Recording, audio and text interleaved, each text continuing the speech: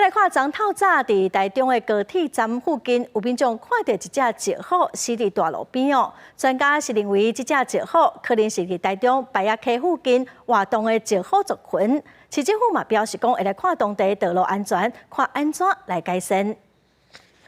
这只石虎互人发现的时已经死去，头壳阁有溅起的火，敢若是互车辆弄死的。地点就伫台中高铁站边仔的高铁路两段，附近的民众讲，4、5位啊拢是交通的重点，也是大楼。听到石虎伫遮出现，实在真罕见。毋捌，这做的，我搁住附近遮。毋捌看嘿，因为我伫遮做一年将近1年啦，都毋捌看到有石虎啊。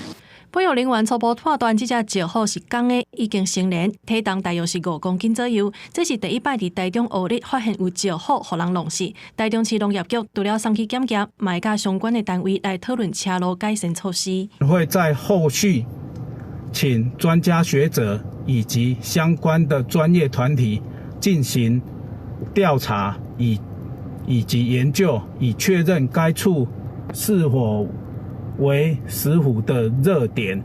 专家表示，这只石虎敢若是伫找食的过程当中拄到意外才会死去。伊的出现嘛显示白雅溪周围因为环境甲生态地的改善，已经有稳定的石虎族群，应该继续维护环境、改善交通，互生态地会当更较好。